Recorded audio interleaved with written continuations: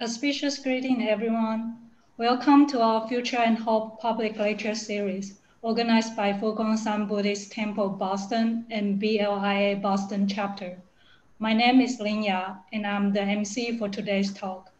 On behalf of BLIA Boston chapter, I'd like to welcome our speaker, Dr. Jie Wei. We are delighted, and it's our honor to host you today. Dr. Jie Wei is currently head of programs for Humanistic Buddhism, director of the Humanistic Buddhism Center, and senior lectures at Nanting Institute in Australia. Before we move on, I'd like to invite YouTube user to join us on Zoom for the Q&A post in today's talk. Please find the Zoom link in the YouTube chat room. Now, I'd like to invite the directors of our Fogong-san Buddhist Temple Boston, Van Jie Chen, to give us an opening remark. Please, Van Jie Chen. Thank you to our MC. Good evening, everyone. Auspicious greeting to Venerable Jie Wei, Venerables, and everyone online. Tonight, we are very happy to have Venerable Jie Wei with us to share her wisdom. For the past years, we have known each other for many, many years. When I say many, many years, means that when I start to study in the Buddhist college, we already known each other. And after that, both of us served in the University of the West in Los Angeles, whereby we work closely together in order to let the university to build again. And that's the reason why when we communicate with each other, we sometimes use our Singlish language because Reverend Jie Wei is also from Singapore, and I'm also from Singapore. And she has been working very hard in a research of the Buddha's birthday in the Weijing Nanbei Cao in China. And maybe some things that she can share with all of you tonight. So, and also she involved in a lot of the projects in localization of humanistic Buddhism in the Western world. And also we worked together on that for years as well. So I'm not going to talk too much, whereby I want to reserve the time for Venerable Jie Wei to share with us her inspiration and wisdom about humanistic Buddhism in this modern world that related to the virtual society. Thank you very much, and I'll pass it to Ling Ya. Thank you, Venerable Jie Chen. Moving right along, it's now my pleasure to introduce our guest speaker, Venerable Dr. Jie Wei.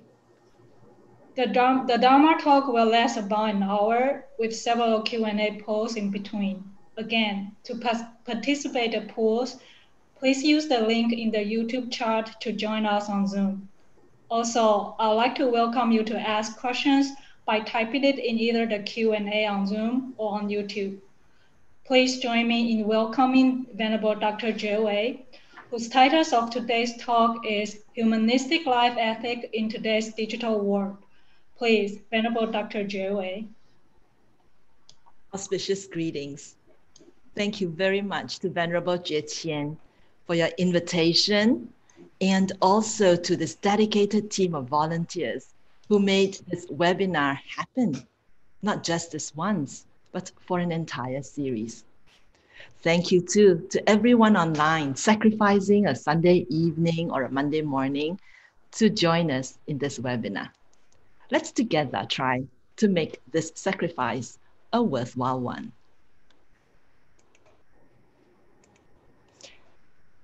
Today, I'd like to take us through a few items.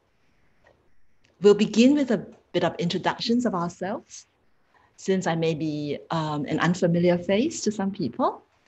And after which, I'd just like to break up the title of the talk, Humanistic Life Ethics. That's the first part to explore. And next, on today's digital world. After which, I'll share a little bit about Buddhist ethics, a subject that I am now teaching in the Nanting Institute. And before we end, we will have a bit of sharing about humanistic Buddhism.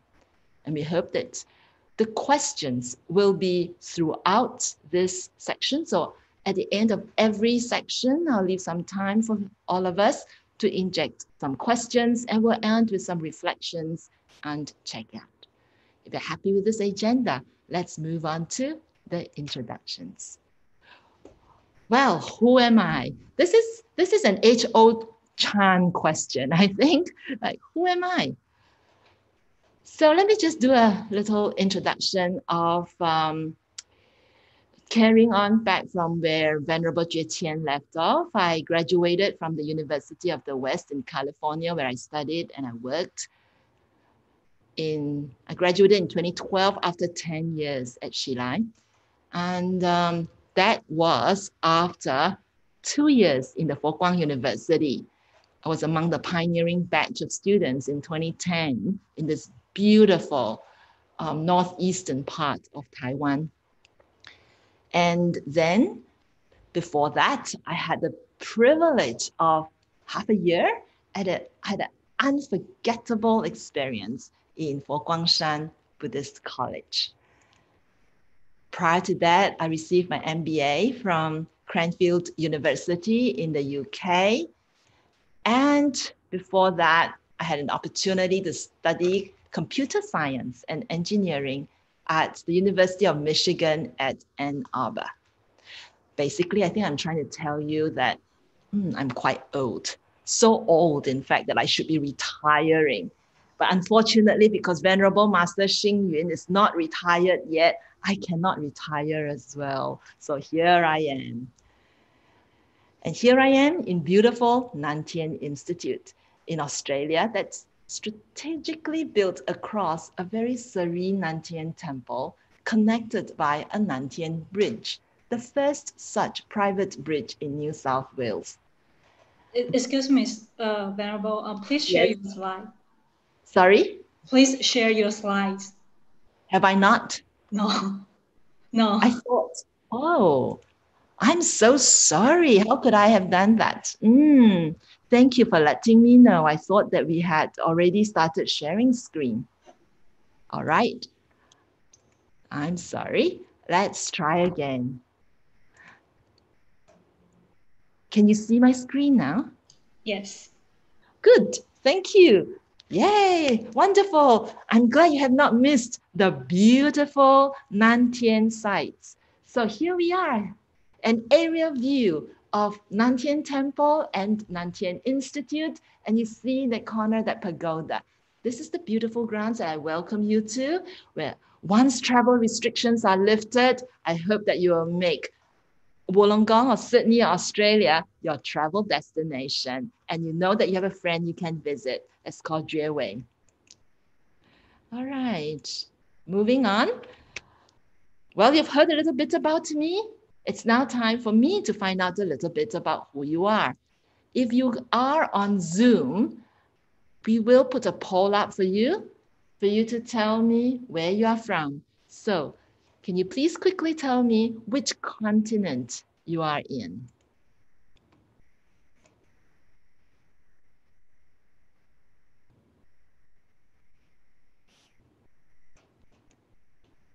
And I'll trouble Ziyang to share results.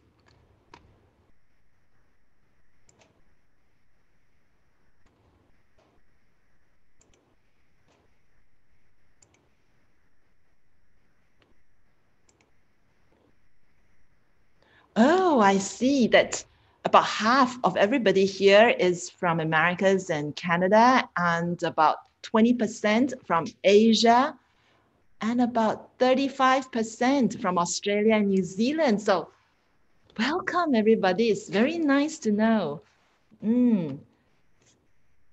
It is a custom here in Australia to begin our formal presentations with an acknowledgement of country, to pay respect to the traditional owners and ongoing custodians of our lands. So I'd like to start today's lecture by acknowledging the Dharawal people as the traditional owners of the land on which Nan Tien Institute resides. I also acknowledge the traditional custodians of the various lands on which you all are. And I pay my respects to the elders, past, present, and emerging, and celebrate the diversity of the peoples and their ongoing cultures and connections to the lands and waters on which we now have the privilege to enjoy. Every time I say the acknowledgement of country, I feel so connected to this place where I am, and now also to the lands where you are at. And I hope that this acknowledgement of country at the beginning will help us to feel that we are all interconnected on planet Earth. So let me now begin with the humanistic life ethics. Humanistic, let's define this. When I check up the digital dictionary, humanistic is defined as a person having a strong interest in or concern for human welfare, values, and dignity. So this definition brings to mind a story that has been widely circulated in social media and used in various Dharma talks recently. A student once asked anthropologist Margaret Mead, she asked, what is the earliest sign of civilization? The student expected her to say, well, maybe the earliest sign would be a clay pot, a grinding stone, or maybe even a weapon. But Margaret Mead thought for a moment and she said, a healed femur. A femur is the longest bone in the human body, linking hip to knee. So you know that long bone. In societies without the benefits of modern medicine, it takes about, well, if we have an injured femur, it takes about 6 weeks of rest for it to heal. A healed femur says that during this 6 weeks, someone has cared for this injured person, did the hunting and gathering, stayed with this person, and offered some physical protection and companionship until the 6 weeks of healing is over. And Mead explained that where the law of the jungle is about survival of the fittest, rules, no healed femurs are found. So the first sign of civilization, according to Margaret Mead, is compassion, seen in this healed femur. Although we cannot as yet confirm that this quote really comes from Margaret Mead, the late cultural anthropologist, it is still a very insightful observation that humans are capable of self-sacrifice for the benefit of others. So what is humanistic life? To me, that is a life in which humanity flourishes through service.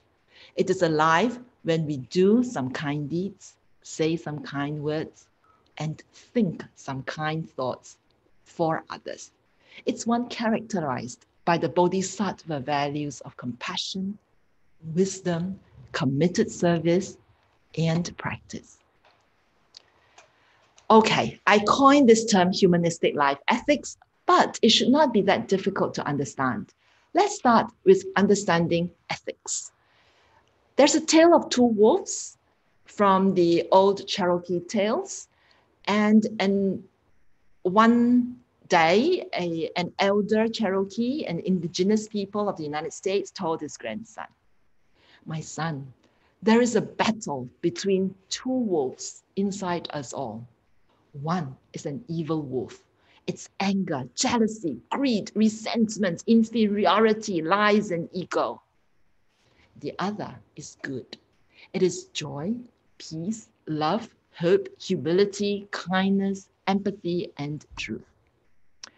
The boy thought about it and asked, Grandpa, which wolf wins in this battle? So, it's time for the poll. Which wolf do you think won? So please feel free to answer. Which wolf do you think won?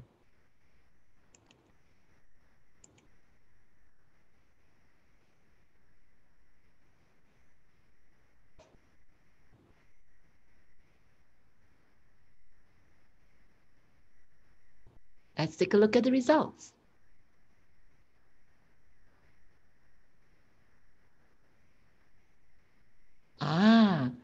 I can see that 25% of us believe in good triumphing evil. The other 75% says it depends on the one you feed. Indeed, this wise old Cherokee says, depends on the one you feed. While most legends and fairy tales end with always the good people living happily ever after, we see that in reality, that is not always the case. That is why humanistic life ethics is necessary. Venerable Master Xing Yun says, we are half Buddha, half Mara. That's what this world is as well. Half Buddha, half Mara, half good, half evil. Since the outcome depends on what we feed, who we feed, it also means we are empowered. We don't have to leave the cosmic justice to the cosmos. We all are empowered. We all have the responsibility, and therefore it is important for us to treat ethics seriously. So, ethics. In theory, it means it's the philosophy which systematizes moral values. It's the study of morals. And what's the study of morals? So if we think in terms of humanistic life ethics, it would revolve around questions like, how should people live?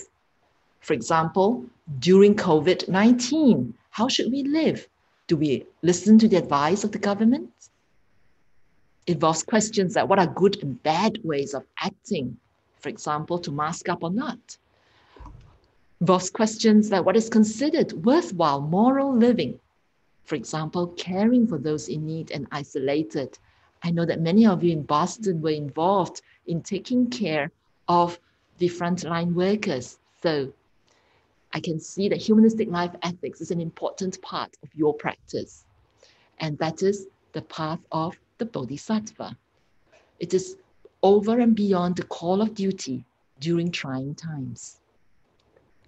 COVID-19, it's the Great Awakening.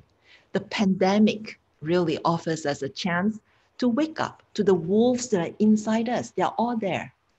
And it's a time for us to cultivate a presence with what is happening to us now. Many people call COVID-19 the wake-up call. So there are many stark lessons from the pandemic. Let's see what you have been doing during this time. Which wolf have you been feeding? So it's a good time now to reflect. While we are having our shelter in place, which wolf have we been feeding?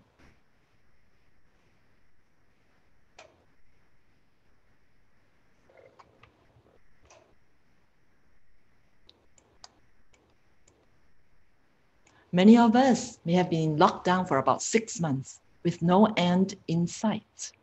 So let's take a look at the results of what we have been doing during these 6 months.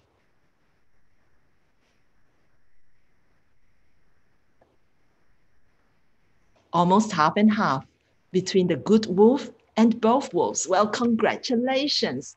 That's wonderful. It shows that many of us here, at least in this particular Zoom environment, are very aware of the kind of thoughts, the kind of speech, and the kind of actions that we should be cultivating. That's a really good sign. So we can shift our thinking. I think what the pandemic has done to us is it allows us to review that life could have a silver lining. Everything could have a silver lining, including the pandemic. During this outbreak with human shelter in place, I must say in Australia, this year, I hope that in summer, we won't get the bushfires anymore because we've been raining almost every week. Also, out here in the Nantian grounds during the lockdown, the wildflowers were blooming beautifully. And at the same time, I'm hoping that the wild animals will come back again. At least here in Nantian, our back hills, we can start to see deer in our back hills. That's so beautiful. I think the planet is really healing itself. Now, If you're on Zoom, you will see a chat. It may be a good time if you have a chat opportunity to write down what you see as right livelihood during this COVID-19 period. What do you think is right livelihood? From a Buddhist point of view, we try to live with the right livelihood. And we call that the middle way of maintaining sustainable development and the balance of human beings and nature. This is what we are trying to do. Shifting our paradigm from minimizing costs and maximizing profits to minimizing our consumption and maximizing well-being. So it'd be quite interesting to see what you would have put in the chat. I don't see your chat, so is there somebody who can help me? Great, I see one now. Helping others in need, such as donating PPE, food bank, volunteering. Yes, that's correct. I see not to spread virus is number one priority, definitely. That's good livelihood. Stay home if you're not well, put on a mask. Adhere to government health directions for the good of the whole community. Wow, great bodhisattva practice. If more people will heed that advice, spending time with family, isn't that right? We have ignored our family a lot of times.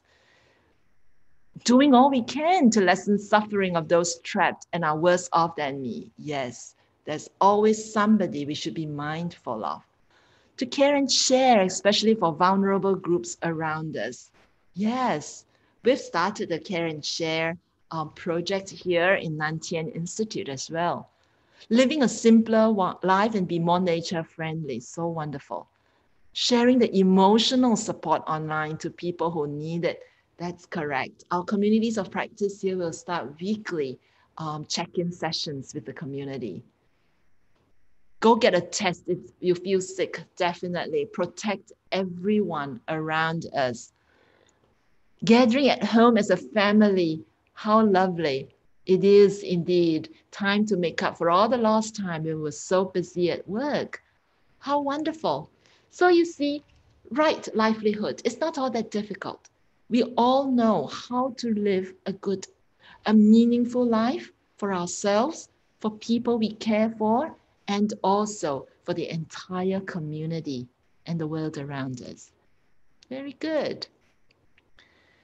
So what you have discovered, and you know very well, is that we are, one is in all and all is in one. We are actually reflecting of one another. I always think of the Indra's net, in that I am reflected in you and you are reflected in me. And that's why ethics is needed, because humans do not operate alone. The fact that we are alive means that we are dependent on others. And ordinary people have to figure out how to live morally, act morally, in what I call the messy context of human life. If we try to find that everything is linear and there are no paradoxes and the system is clear, I'm afraid that's not going to be the case. So if you're trying to look for one simple answer from me tonight, I'm afraid we're not going to get it. But as a community, we have enough collective wisdom so that with our intertwined interests and with our interests intertwined with the world at large, what we hope is that we can become more sensitive to different spheres in which morality is relevant. So remember, it's always interpersonal. My view is not the only view. So I come to the end of Humanistic Life Ethics for now, and maybe time for some questions. Linya, would you like to take over? Are there any questions? I saw one question here. Yes. What are some of the similarities and differences between Buddhist ethic and other religious ethics? Oh, that's a great question. That comes back to Buddhism. I think Buddhist ethics, if you look at the Buddhist worldview, what's similar or different from it and others. Every religion, or most religions, I would say, in terms of ethics, wants to do good. I think we all want to express our compassion. We are here to advocate goodness. One thing in the Buddhist worldview that's a little different is the concept of non-self. That means we try to shift the entire universe away from me being at the center to you and everyone else, understanding this intersubjectivity, and therefore letting go of our own greed when we crave for something, letting go of our aversion when we don't get something, and letting go of our delusion that there is a permanent self of who I am. And therefore you'll find that in Buddhist ethics, it's not about rules. Yes, there is do not kill.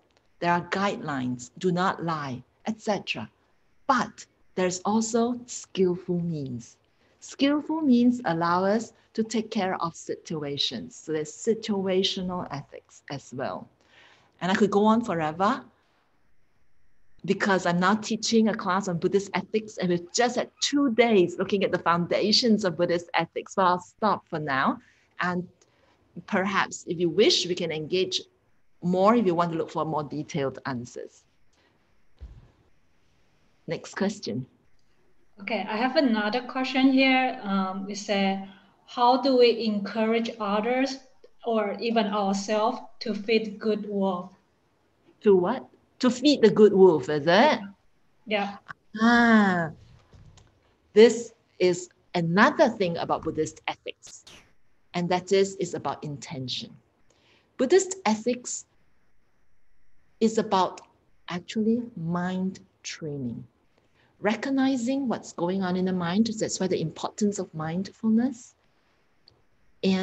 But this mindfulness has a foundation, and the foundation is ethical underpinnings.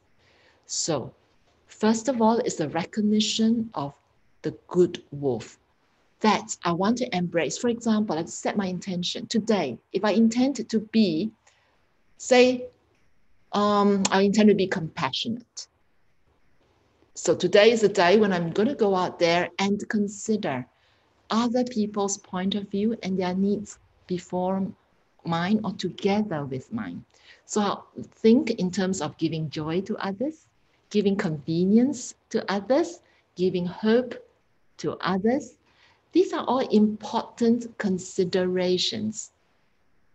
And of course, how can we have others feel more confident about themselves? So there is in feeding the good wolf, first, an understanding of a choice, that I am empowered with the choice of whether I want to feed the good or the bad wolf. Then, when I have that choice, I have to be very careful what the circumstances and what my intention for the day is. So I urge everyone to start your day with an intention and then carry the intention through. My students in the Buddhist ethics class have to implement and practice one of the 5 precepts for one day. And so throughout that day, they will say, for example, do not kill. What does it mean? And a constant reflection until it becomes a habit that, so do not kill. What are the implications? Maybe it also means that I have to check the labels on the products that I'm buying in the store. Does it have animal testing, for example? And the consideration of do not kill, am I killing other people's time? So all these are important considerations as well. Okay, thank you for your questions. Thank you very much, Venerable Dr. Joey. And before we move on, this is all the questions we have so far. Before we move on, I would like to encourage people to join us on Zoom so that you can participate in our pool. And also, I would like to encourage everyone to type your questions in YouTube on Zoom. Thank you, and please go on. Thank you. Thank you, Linya. Now, on to the second part of today's digital world. As you can see, I love polls. So let's look at the messy context of our human lives. There are 2 questions in this poll. Take a look. How much time do you spend every day in front of a mobile device or computer? So I divide your time awake every day. So 24 hours, I would say 8 hours of sleep. So 16 hours, 25% each. So how much of that part is spent in front of a computer or a mobile device? And if you do, what is it for?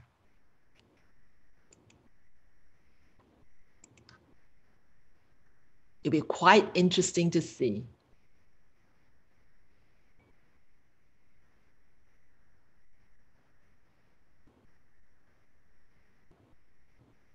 I think most of you would agree with me that today is a digital world. Our banks, libraries, post offices, or even our homes, they're filled with digital devices. So it'd be interesting to see how much of your day is spent, and most of the time, what are you doing with your digital devices? Do we have the results yet? Let's wait a few more minutes because we have about 65% people vote. Please vote now. Let's give maybe 10, 15 more seconds and then I'll share the result. Great. Thank you.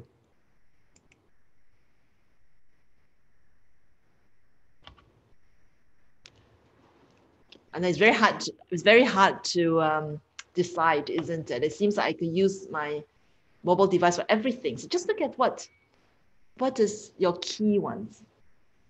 Just one.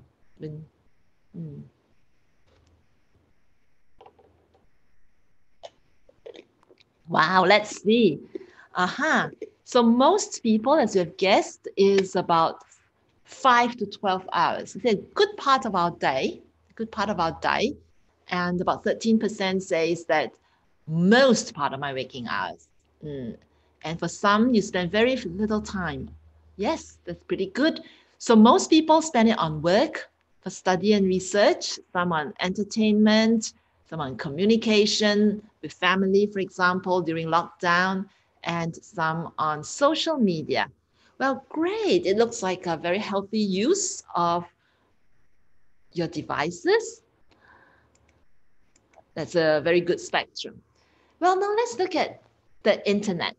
I think you agree with me, for many of us, that the internet is now a default way of life. It has also turned our existence upside down. It's revolutionized our communications. It used to be that if I want to communicate with my family, I'll write a postcard or an aerogram, and it takes a week to get there, another week to come here. Now, no more. You just Line and WeChat and WhatsApp people. So as you can tell, and also for shopping, you don't have to go out and shop. You can order a pizza or buy a computer or share a moment with a friend, all at your fingertips.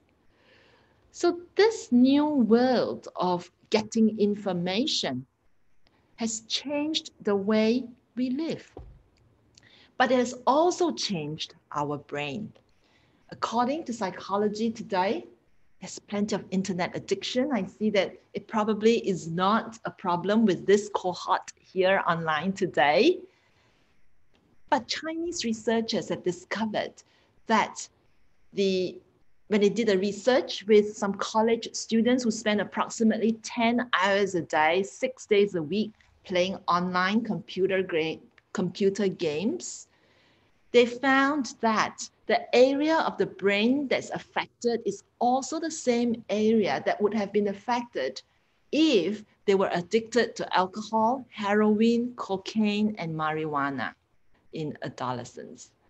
And scarily enough, these are the same brain areas involved in emotional processing, executive attention, decision-making, and cognitive control. So I congratulate most of you because you don't belong to this category. You have not spent that much time, but for those of you who have, it's time to revisit what you are doing online. to ensure that what they're doing is not creating a new addiction. Because one of the 5 precepts, the last of the 5 precepts, is no intoxications. And nowadays, intoxications doesn't only come through alcohol and drugs. Now it can come through your mobile device. Then there's another thing that internet has done, and that is advertising. Advertising. Have you thought about why you can use the internet for free any time of the day and night? Well, the premise of a free internet runs on advertising revenue. But what does advertising really do? It creates cravings. Cravings that distort our sense of who we are, that leads us to purchase stuff we don't need. And that's the economy of the internet. And that's the backbone of the world economy today. It works on the basis of Google, Amazon, Facebook, attracting advertising revenues to convince people to buy goods and services, to provide almost instant gratification of any desire you may have. So social networks like Facebook make money by gauging our buying habits and influencing our buying habits, a lot of times through peer pressure. So recognize the difference now. It's very important when we see any information, is it advertising, is it information, or is it news? Another problem with the internet is addiction. Addiction is the engine on which the economy runs today. Addictive internet behavior can change our brain chemistry and our sense of personal identity. So based on the 2011 Pew Research Center's Internet and American Life project, the compulsive need to be digitally connected happens on 2 levels, behaviorally and biochemically. The toll of technology is emotional rather than physical. It is like a new opium war. And remember to Buddhists, addiction is a serious impediment to enlightenment. And the essence of addiction is craving. Craving for an experience or object to make ourselves feel all right. I spoke about problems of attention. So here are some quotes from a 1978 Nobel Prize winner of economics, Herbert Simon, who says, a wealth of information actually creates a poverty of attention. And Microsoft's CEO, Satya Nadella, says the true scarce commodity is increasingly human attention. And it's advertising that we have to also be aware of, because advertising world is that battlefield for our attention. Social media has also influenced how we see ourselves. And it's like a new way of bringing what we, in the Dharma, we keep talking about this identity crisis. Well, we have to be very careful. Now we have an additional Mara operating on us. If we are no more than our glorified computer with programmed needs and wants and limited data and logic capabilities, who are we? What's the central meaning of our lives? We cannot just understand ourselves as merely computers, can we? And children. Do we know that a whole new generation of children now grow up with digital media as its default? Hello Barbie dolls released by Mattel Toys contain computer chips programmed with AI, artificial intelligence, so that dolls can have very sophisticated conversations with children now. But the Digital Media and Developing Minds Conference in 2015 warns that screens inhibit children's ability to read emotions. We should stop assuming that computer use for children and teenagers is nothing but wholesome.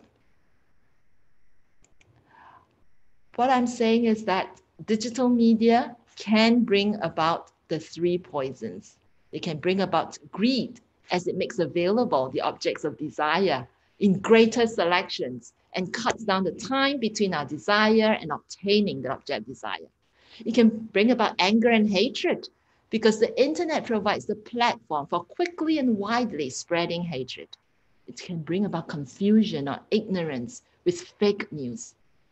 So let's cope. Let's think of how we can cope with all these online temptations to which we are exposed daily. Before I move on to the questions, I would also like to say that before you think that internet or digital media is all bad, it is not. Because with digital media, there are many possibilities as well. For example, the virtual background that I hope you're seeing is my digital art piece, my first digital art piece, trying to put together or redeem myself from failing art when I was in primary school. And so I was now able, because of the computer, to be able to do digital art. And I'm pretty happy with it.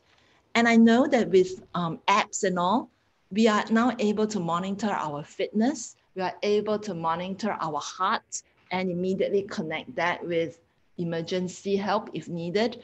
So technology has given us a lot of benefits as well. So again, it's the good wolf, it's the bad wolf. Which wolf do we want to feed? So over to you, Linya. Thank you very much, Jay. Here I got another question. Yes. It's also about the wolf. It says, how to deal with people who take the advantage from you feeding good wolf? There are always people who want to take advantage of us, isn't it? According to Venerable Master Xing Yun, we should be very grateful that we can be taken advantage of, that we have something to give. Consider it a gift. If I can manage it, give. Thank you very much. I don't see any question now. Yes? Should we move on? Of course. One more coming up. Yeah.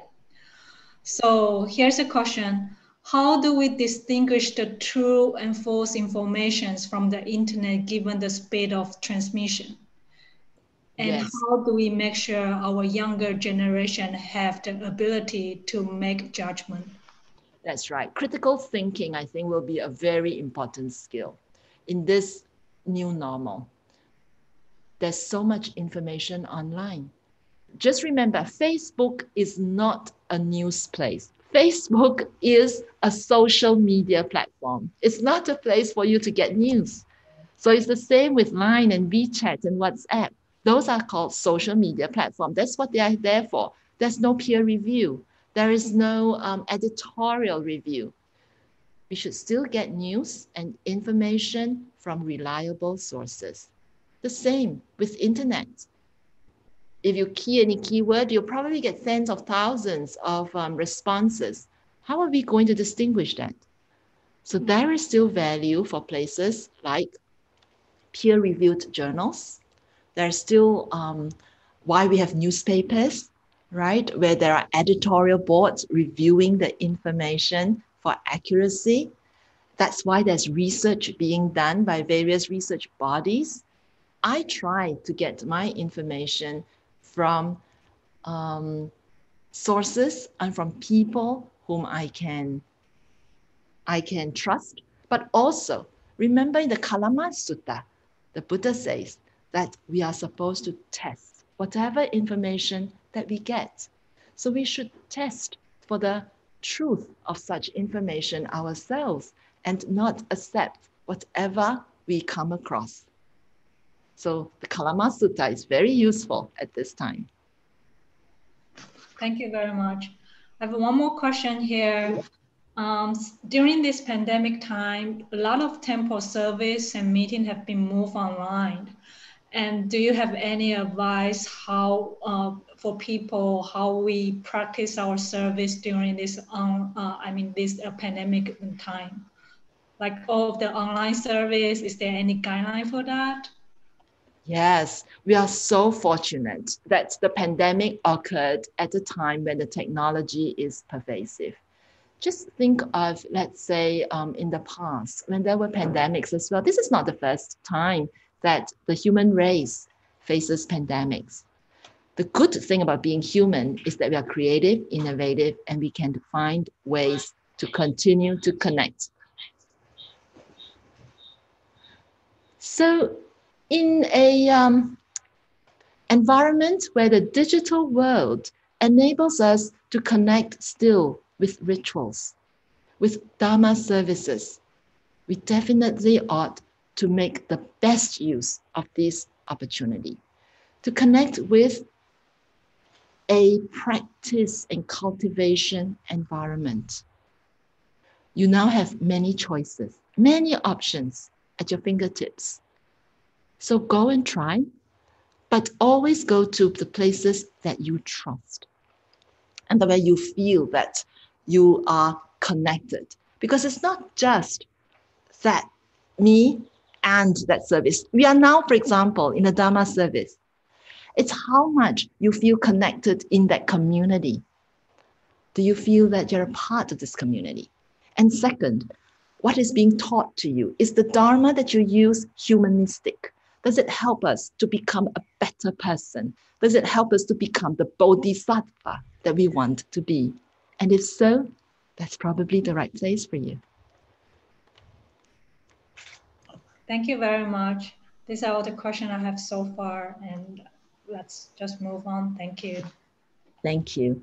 Well, we've had an opportunity to hear a little bit about humanistic life ethics in today's digital world, covered quite a bit in a short time. I'd like to say that before we move into Buddhist ethics and humanistic Buddhism, we just take 1 minute for a break. It is always good in an online environment that we give ourselves a little break.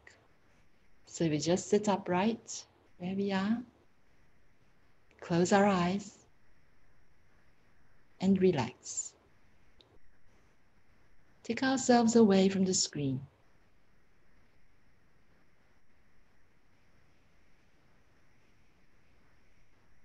Relax our body.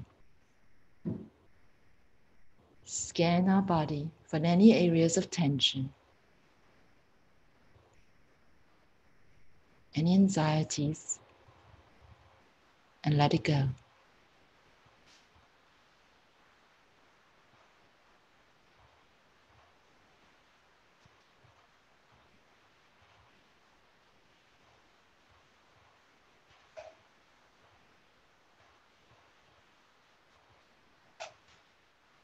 Feel our breath, taking the fresh air in to nourish the body, and exhaling, letting go, and relaxing.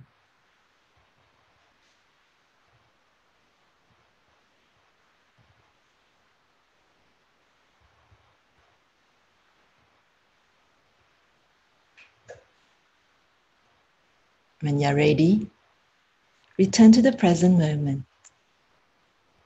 and gently open your eyes to the miraculous conditions that have brought all of us together. It is always good to give ourselves a mindful pause to allow us,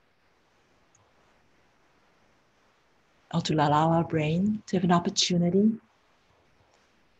to simply recollect and sort itself out. And once you've done so, we can now move on to the next section on Buddhist ethics.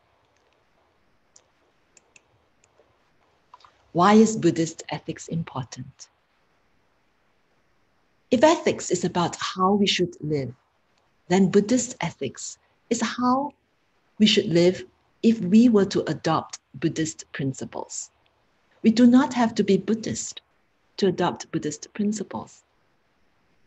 It's simply taking on a life that we consider worth examining and emulating. The goal of Buddhist practice is to reduce suffering, or what I call dis-ease, dukkha, and increase joy or ease, sukha. So let's look at some of these Buddhist teachings today. I can't cover the entire range. given the short amount of time that we have.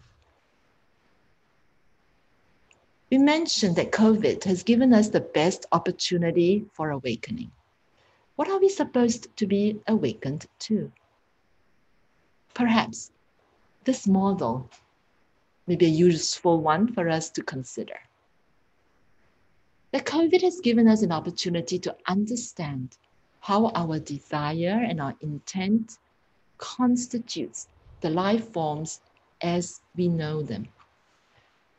It is our desire that makes us appropriate what we already know. So we become more and more of what we acknowledge we want. So I always am very careful about what movies I watch, what Dharma talks, or what podcasts I listen to. Because all this knowledge, what we know, start to build up in me the conditions to then go forward and grab more of the same. So if I know that I have that way of going forward to add things to grasp, we definitely want to grasp what is good. So what we then should be removing, okay, is any deep-seated habits or views or any mental disturbances that is going to lead us on a path of suffering that will lead to dis-ease. You note that I've used the icon of an onion. As I'm peeling an onion. And when we peel an onion, what do? We tend to cry. We bring tears to our eyes because it's really very painful to remove views that we may be attached to, and that's not good. So it means feeding less of the bad wolf. And then we can use that to build a better emotional me, a better intellectual me, to become a more ethical person. So I'm not saying, for example, that as a result of the digital world, everything is bad. Otherwise, we won't have the Zoom webinar that we have the benefit of today, nor all the great apps that help us to connect with one another. What I'm saying is, let's understand how we use digital media. If today, for example, I become so attached that first thing in the morning when I wake up, I reach out for my mobile phone to see how many likes I got on my Facebook, then it's time to remove that habit, because that habit will not help me to remove suffering, and it won't help me to be a better person. But upon removing that, I create more time for me to, say, serve others. I create more time for me to reflect on the teachings of the Buddha so that I can be of better service to my workplace, to my family. Then it's for betterment. So this is, I believe, the purpose of awakening. Then there's what I call the threefold training in digital media use. Now, let me just go back to threefold training. It is morality, meditation or meditative concentration, and wisdom or insights. So by threefold training, it means it's like going to a gym, right? You go to a gym, people say, okay, you do this for your cardiovascular fitness, you do this for flexibility, etc. So these are the 3 steps that we would like to take in any order, but mostly we'll start with morality. So in the digital world, perhaps we can start with a vow. We can start with the 5th precept, and that is a vow to break any addictive digital media use patterns. So maybe we can look at how we could use digital media in a wiser fashion for betterment of ourselves and others, and avoid using it for cyberbullying or impulse buying. Then we also have meditative concentration. We know that using the computers too much, using digital media too much, is going to weaken our attention. But at the same time, we have many mindfulness apps, such as the Mindful Check-in app from Nantian Institute. They can strengthen our attention and increase our ability to memorize. So let's not outsource our memory to the digital device. I start to realize that since I use the GPS, I started to outsource even my sense of direction to digital devices. I've lost my sense of direction. And now I've decided that I should try not to use the GPS when I can and trust my memory. Then wisdom or insight. Let's learn to develop clarity of mind. For example, critical thinking in determining what kind of news we should be looking at.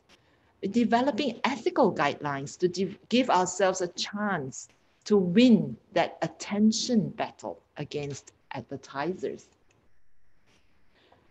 Last year in Nantian Institute, we organized the communities of practice, and a group of young people came together to develop what they call the principles of internet use.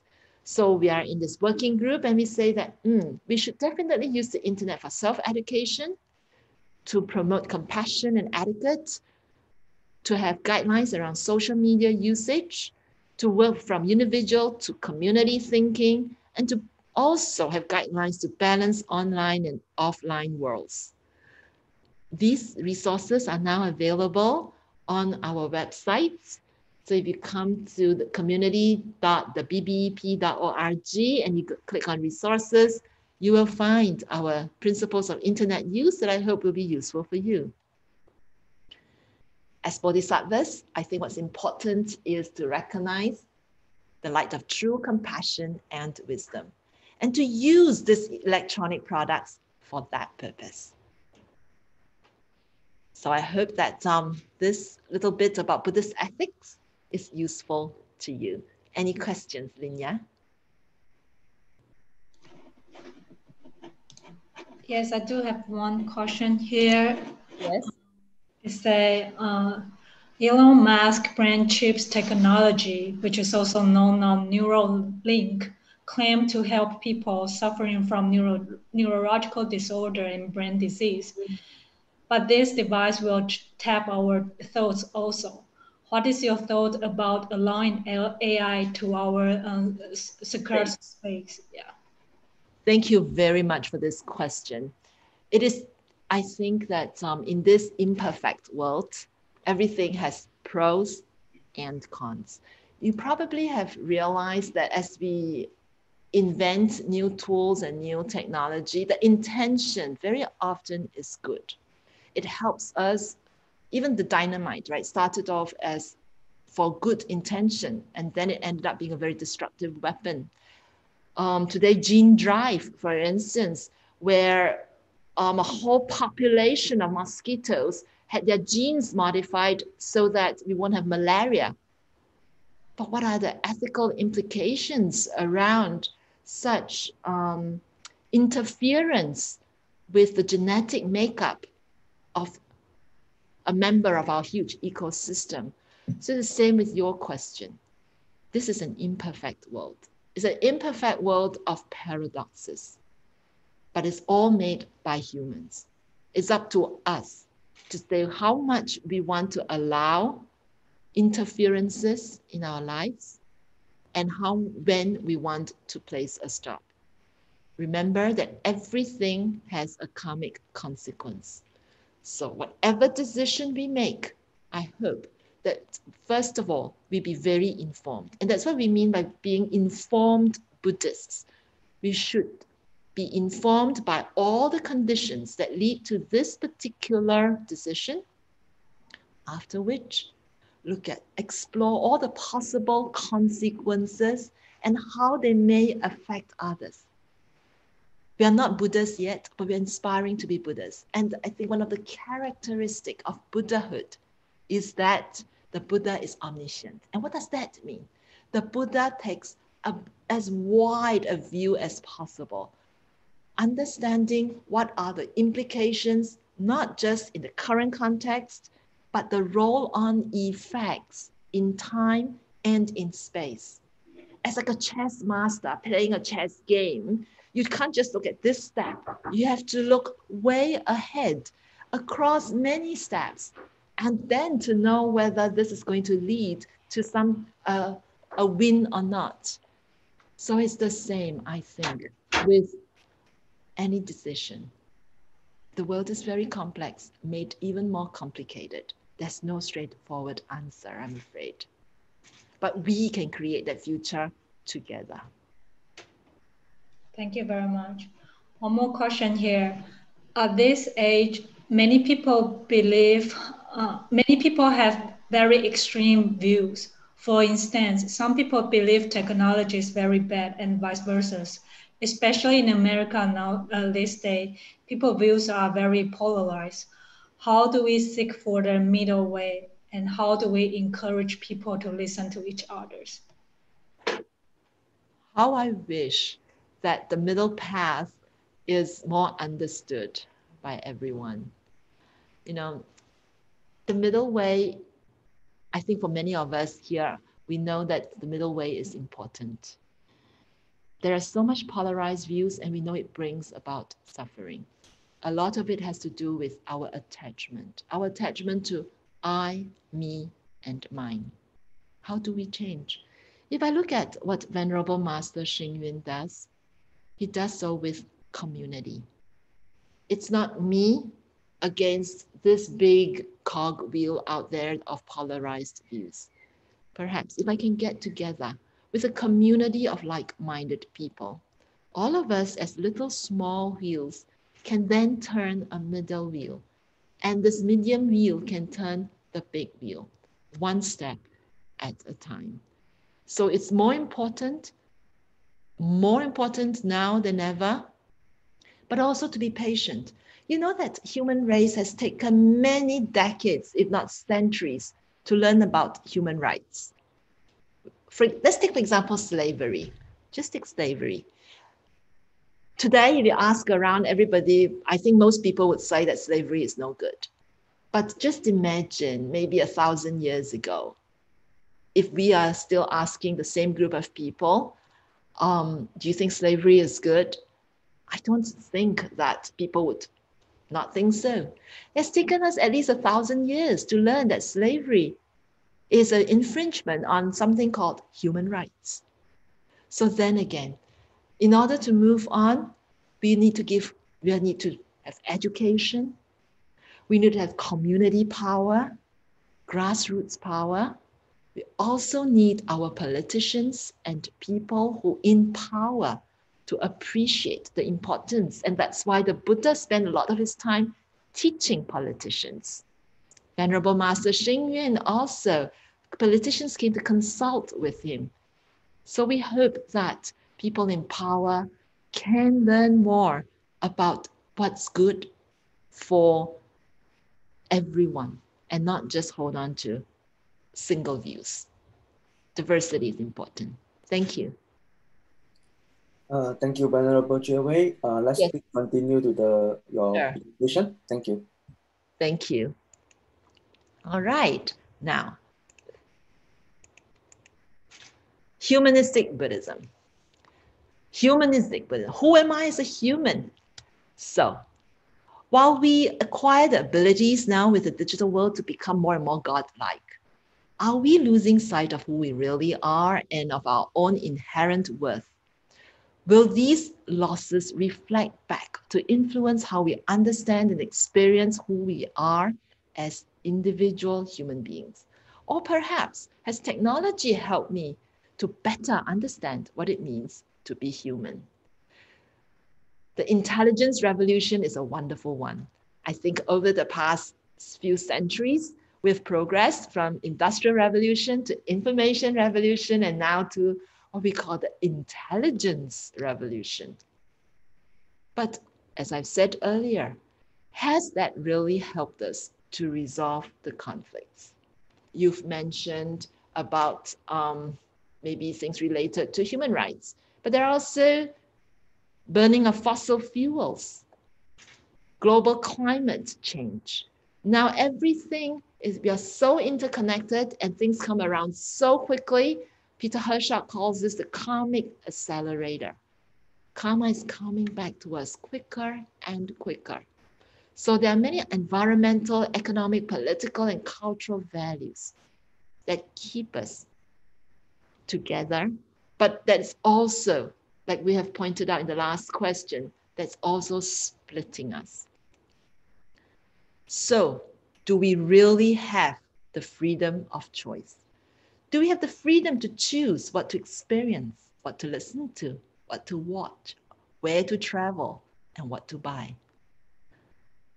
Do we run the risk of digital captivation, which is a deprivation of our own attentional resources? So hence it brings us back to, who do I really want to become? To become. That is the Buddhist, the crux of Buddhism. Okay, so remember, it's about who I want to become. And now I want to invite you to come back to basics. I'm now extracting from Venerable Master Xing Yun's list of 100 tasks for life to invite you to select some of these, to say, what of these tasks in here would be something you would like to adopt today? Just take a look at these and say, which ones of these is relevant to you today?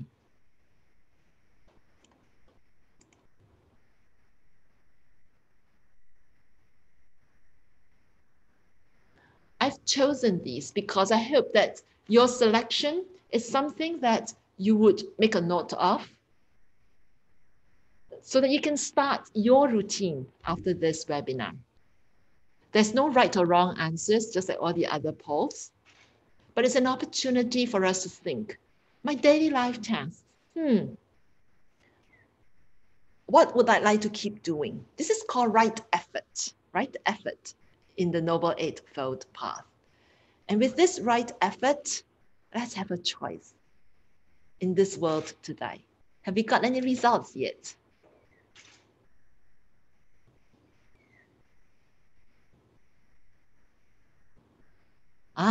Good balance. Great. So it looks like 58% of us think that having a good balance is important. So that's important. So everybody, please keep yourself in good balance. Take the middle way.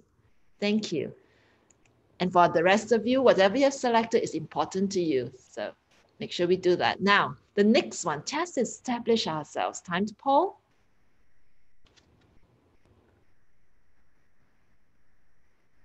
Which ones of these tasks for establishing yourself do you feel is the most important? Something that you would like to adopt?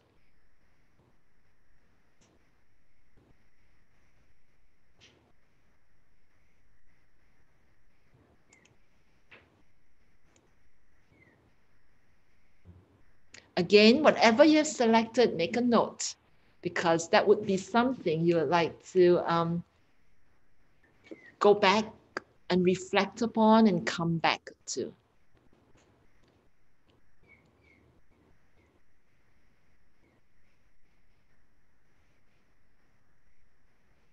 I have selected a few from the 100 tasks that I feel may be relevant to us today. So it may be difficult for you to make a choice because all of them may appear very relevant to you.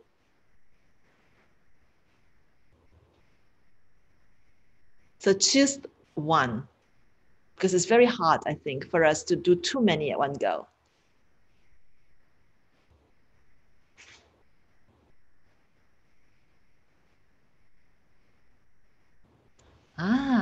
This is a very good spread. It looks like many people feel, 29% feel that controlling my emotions and my temper and not be manipulated by them, 29%. But 26% is also using our abilities to help other people. Then in 23%, developing right understanding and right view. and not simply repeating what others have said. So critical thinking is important.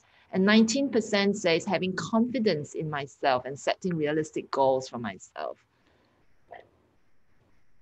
And yay, 3% also think that it's important to learn to listen, think and laugh, sing and paint, like what I'm doing here now. Yes, that's great. Thank you so much. Good, great job. Next poll. How about for human relationships? Now that we are sheltering in place, how do we still be able to maintain our human relationships, which is so important in maintaining this ethical balance?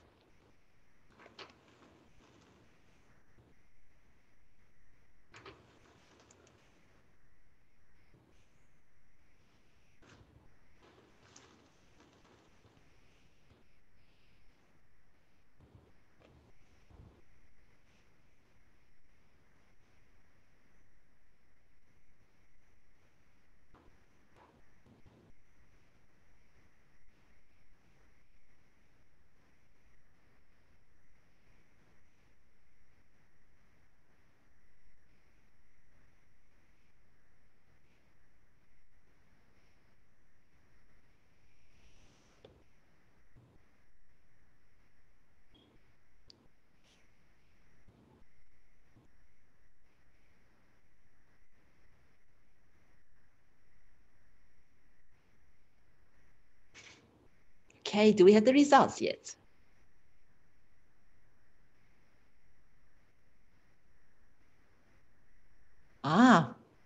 Being polite and humble, work towards the greater good. That's great. Many bodhisattvas, that's almost 50%. And next, educating and encouraging young people. Great. And speaking less when we are happy and do not take our anger out on others. That's very important. All good options. Thank you. And the last one, spiritual cultivation. Back to ourselves. What would you like to do for your own spiritual cultivation?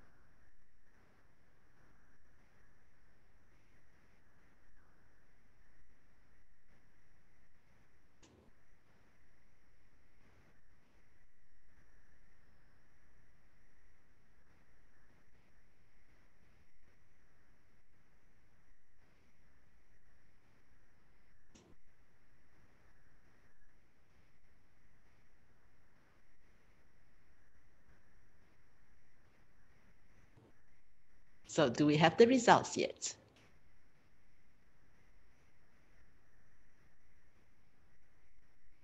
Yay, looks like it's 3 acts of goodness, 68% to do good deeds, speak good words, and keep good thoughts. And 16% believe in accumulating merit by giving. That's great. And 13% saying they spend at least half a day in solitude each week for self-reflection. And 3% think they need to feel shame for what we do not know, what we cannot do, so that we can then move on. That's great. Thank you so much, everyone. I hope that this little exercise has allowed us to go back to what it means to be human and what are these humanistic life ethics, well, whether we're in a digital world or not. And I wanted to borrow Venerable Master Xing Yun's quote that says that in our cyclic existence, our samsara today, you don't have to view it negatively. In fact, you can view upon it as offering opportunities for life to change and start anew. It allows the possibility of realizing one's aspirations and atoning for past mistakes. So that was your choices when you went through the 4 poles earlier. The real meaning of cyclic existence lies not in punishing evil people and rewarding the righteous. Rather, it enables clear understanding of oneself and development of self-awakening. And I would add to that, for the benefit of the greater good. I'm grateful once again to Venerable Jie Qian and the team of volunteers to make this webinar happen in today's digital world. I've learned through time that the more we are connected to material items, the less energy we will have to devote to human values, family, community, and nature. During my learning journey, first in America and now in Australia, I've been creating learning communities, translation communities, and now research networks, and recently communities of practice. And the pictures that you see on the screen are from my communities of practice here in Australia. I personally believe that humanistic life ethics can be cultivated for a better future, digital or not, with lots of hope for humanity, and we can do so by building communities. So today, by being here, we are in a community. So let's all continue to follow the footsteps of the Buddha, Buddhist sages before us, and now Venerable Master Xing Yun, and also others who have shown us how to feed the wolves of compassion and wisdom that are already in us. I'd like to take the final set of questions, if there are any. Linya? Thank you, Venerable Dr. Jie, for your inspiring talk. And now I have a couple questions here. First, I would like to ask, many people say that COVID-19 has changed the human life culture. As a Buddhist nun, what is your comment? Anything will change. Human life culture, after all, isn't it? It's about how we live, how we act, and anything as serious as a pandemic, definitely. But I think it's up to us how we want it to change. Do we want to change it positively or negatively? Of course, as a Buddhist nun, it makes no difference. Travel restrictions or not, I'm here in Nantian. I rarely go out anyway. So it makes very little difference to me. It's not like I will miss my shopping, but I do miss coming to America to see you, or to Asia to see my friends. I do miss that. However, technology makes it possible for us to connect. And I tell you the honest truth, I'm busier than the past without COVID. Yeah, we just deal with it as it comes along. Thank you very much. I have one more question here. Does digital world change the way how karma is being created? For example, if we yell at our Siri, or one day if AI become part of our family and we hurt them, will that create bad karma? Karma is in us. So we have that. So we have individual karma as well as collective karma. So I assume that you're asking about individual karma. Remember that when you yell at Siri will respond according to what the programmers say. But what you have done in our streams of consciousness, in our alaya vijnana, our storehouse consciousness, is that we have stored that seed of yelling. And when you store that seed will come back again. And you will not maybe yell at only Siri. You may end up yelling at maybe your pets. You will end up yelling at your children, your parents, and others. That is where karma comes back to bite us. Karma is very neutral. You feed it whatever, it will come back to you. Thank you very much. I have more questions here. It is not difficult to comprehend the methodology and wisdom to remove our attachments so that we do not go back to the cycle of bad habit and leads samsara, but it seems that it is unfortunate many did not understand the consequence of our actions and keep picking bad choice. how do we empower ourselves to make the right choice and make them earlier? Your awareness of this problem is a starting point. Once we are aware that we should be making a good choice, feeding the right wolf, the good wolf, then you become more conscious. And as we become more conscious, we'll start to first to catch ourselves. And the more we start catching ourselves, we'll be able to do it. And in Buddhism, there is a ritual around repentance. So repenting, truly repenting, so that we remind ourselves not to do it again. So feeling shame is also important. Thank you for the question. Thank you. One more here. What advice would you share with us on managing our outreach to others during this stage of digitalization? Shall we go with compassion or wisdom first? Managing our outreach to others. Are you asking me for a choice between compassion or wisdom? Why should there need to be a choice? Compassion and wisdom are two sides of the same thing. I would say that when today, choose something that is of benefit for more. Just try it. I think if we keep trying and trying, we'll get better and better, and we'll know what's good for us. Thank you very much. You're welcome. Because of the time constraints, I think I'll move on. Today, we thank you very much for your inspiring talk, which led us to think and practice how to apply Buddha teaching to this digital world, especially during these pandemic times when people have been asked to stay at home and rely on digital device to connect with each other more than ever. It is our honor that we have this opportunity to listen to your guidelines. And now I would like to pass the sessions to our Bila Boston chapter, Gok Liang Ng, for closing remark. Please, President Gok Liang.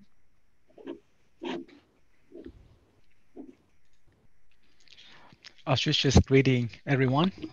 Once again, thank you, Venerable Dr. Jue Wei, for your delighted and inspiring talk. Also, thank you to our advising Venerable Jue Qian for helping us in organizing this event. I'm sure we all know now that have a better understanding in practicing humanistic life ethics in today's digital world, not by outsourcing our inner abilities such as memory to the digital devices, but through our wisdom, compassion, and committed to the public service. Lastly, may the merit of this evening Dharma session be delighted to all sentient beings so that they too may be happy, peaceful, and delighted. Thank you. Thank you, President Guo Liang. Before we adjourn, I'd like to announce the detail for our next Dharma talk. The next Dharma talk will be given in Mandarin, and it will be held on August 29th. The topic is Learning Humanistic Buddhism from the Lotus Sutras, 从法华经谈人间佛教. The talk will be given by Venerable Jie Pei. This wrap up our events to date. Thank you all for making times in your busy schedule to join us. It has been our pleasure to host this event, and we hope you and your family are staying healthy and safe. See you next time. And I'll be happy if there are some more questions online, and I can stay for a few more minutes. Thank you very much, Venerable Dr. Joe.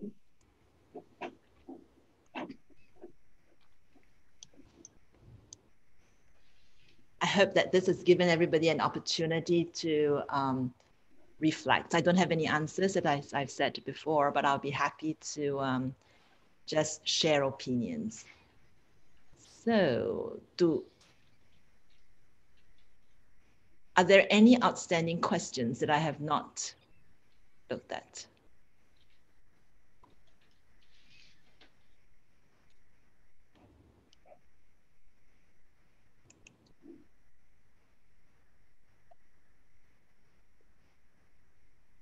Yes, one more. Let's try to see how it goes.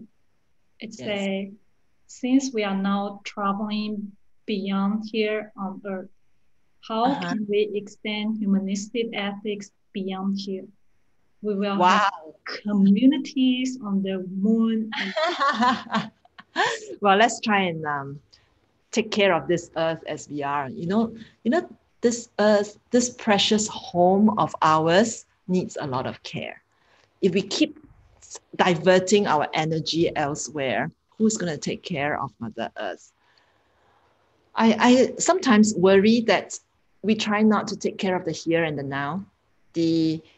Where, for example, our Earth now, we are outsourcing Earth. You say, oh, we can throw away. And there's this paradigm that says, it's okay. We don't need Earth. We can just go to the moon, another inhabitable planet, and let's invest our energy there.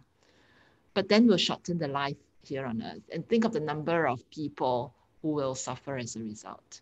So I would say stay here. Build our pure land on Earth. I see the Q&A. There's something, about inner circle. What happens? What happens if your inner circle does not have like-minded beliefs as yourself? How can we maintain our values and still mix peacefully with others of different beliefs? That naturally, we don't have everybody the same as us. All our karma is unique, isn't it? Even here in Fo Guang Hui, in BLIA, not everybody is the same. So we have to deal with diversity. We just have to respect. I think if we respect others, eventually others will respect us. thank you very much. Let's see one more question here. Other than ethics, do you think humanistic factors important input to improve our new technology? How do you? Of course. I think if everything is just it's just technology, that's not going to be good enough. The human factor is what technology is for. I think it's distinguish between master and slave, right? Who is the master? Who is the slave? Is the master the technology, the device, or is it human? I hope that it's the human. So if it's human, of course, the humanistic factor must be built into technology.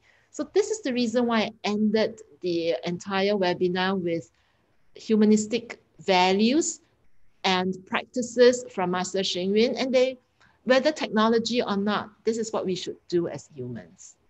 Yeah. See one more question here. It's the digital effect on school-age children is very scary. I see my grandchildren glued to TV and games for extended hours. How can we change this new lifestyle for where we have no control? Well, first of all, don't think that you have no control. That there is, that we are all empowered. We all are. However, it is true that by default, these children have already been glued to the digital age.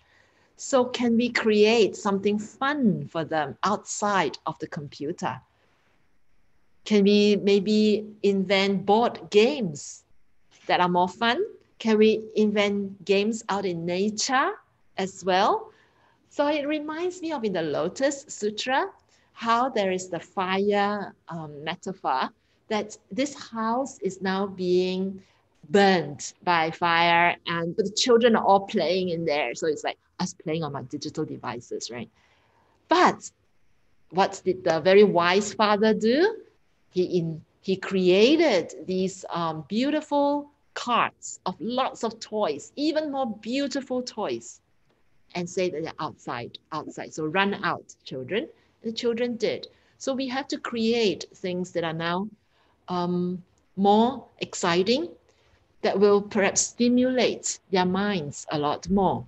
And the other thing is that instead of being glued to TV and games, can we create games that will help them learn about the Dharma, play with the children, and try from their games to extract, I think, some learning lessons and slowly make them be aware of alternatives, provide alternatives.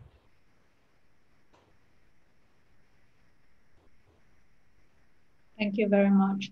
I don't see any new question now.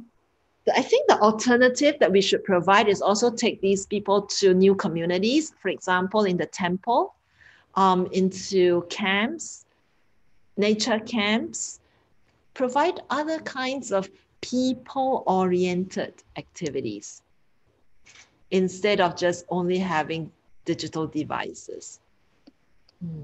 I feel this is a little bit conflict during nowadays because we're keeping social distance and we don't know how long is this going to last.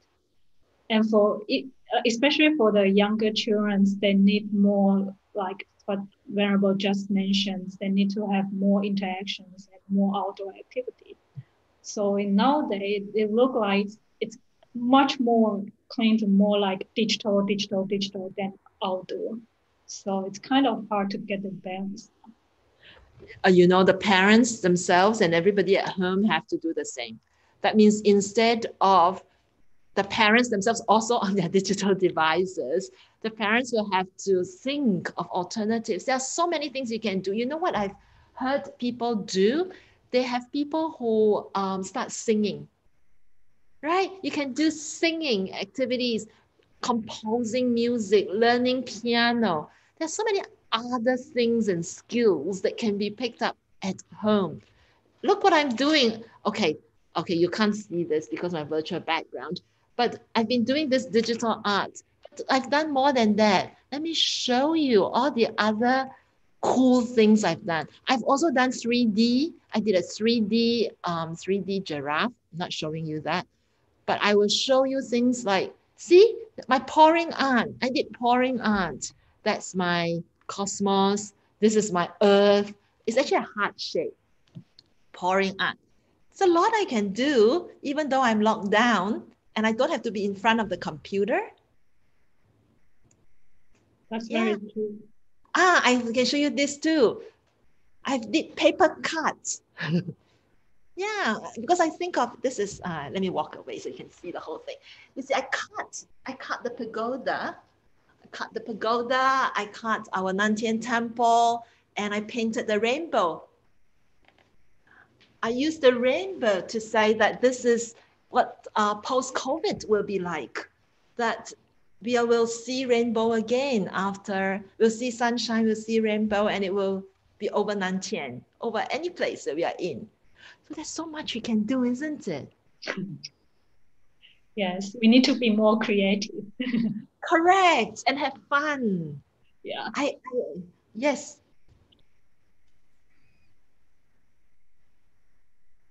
Do you have anything to want to comment, President Goyan? I think it's, let's not let's not drag on this any longer, because I think we are overtaking Dr. Jiawei's time more than she has committed. So let's wrap this up. And we once again thank you, Venerable Dr. Jiawei, and everyone that joining us today. Hope to see everyone back in our next talk. Thank you all. And I hope everybody. Yes. Goodbye. Thank you. Thank you. Thank you. Bye. Bye.